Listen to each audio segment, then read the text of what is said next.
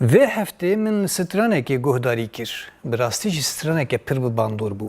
Hem dengê stranbêja ciwan, hem awazê wê dilê me re disot. Min merak kir û hinekî çîroka wê jî lêkolîn kir. Berî ku em li vê stranê guhdar bikin, lazim e em piçekî qala vê çîroka wê bikin. Li gorî efsaneyê, berî mîladê dora 300 salî, yani ji roja me berî 2300 sal berê li Başûrê Kurdistanê li nêzî Zaxo li gundekî keçik dijî. Navê wê Delê ye. Kî navê stranê jî Delê ye.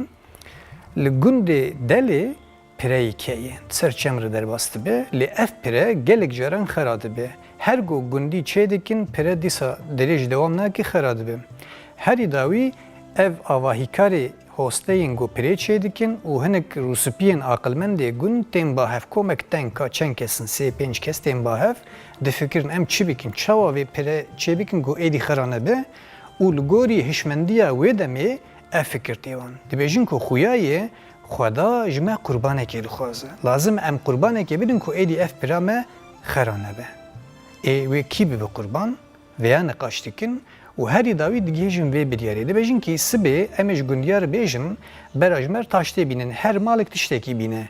Û sibê zû êgo yekemîn hat ser vê derê ji me taştiyanî kî be, ew ê bibe qurban. Li ser vê yekê agahiyê li gund belav dikin, dibe sibê ji bona piştgiriyê her yek ji we ji mala xwe, ji kerema xwe tiştekî bînin vira ji bo xwarinê. Mixabin malbata Delê xezûrê wê ku tê gotin zilamê wê hevserê wê jî demekî berî jiyana xwe nekiribû, ew yek du zarokê xwe biçûk bûn. Xezûrê wê jî jêr dibêjî wa ji bo karkera sibê taştê lazim e tu jî tiştekî rabibibim. Sibehê zû Delê jî radibe û diçe ber wê derê. Mixabin ago yekemîn çûyê jî ew in. Radibin hoste û aqilmendê wira wê digirin. Li wira girê didin. û merselê ji wan re dibêjin. Wê bê qurbankirin. Delê wê gavê fêm dike ku êdî xelasiya wê nemaye. Bi bêçareyî ji wan re dibêje. Min hevîrê xwe kir, lê hîn min nan nepêjand. Min hîn zarokê xwe şîr neda, zarokê min dixewde ye. Min berdim. Lê hezar mixabin li wê guhdar nakim. Delê herî dawî berî dide ciya xwe. Ji bo diya xwe dibêje. Dayê dibêje. Navê min li kesî nekin. Ew wisa dibêje lê navê wê li wê pirê tê kirin. Pira Delê.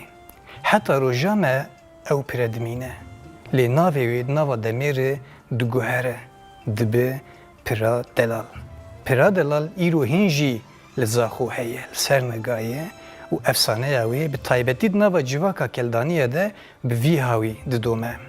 Hunermenda ciwan Gulhan ev çîroka vê stranê ji du jinê keldanî dibihîze û bi alîkariya hunermend Harun Elkî jê re muzîkîkê çê dikin. Harun Elkî aranjeya wê dike û straneke bêhempa derdikeve holê.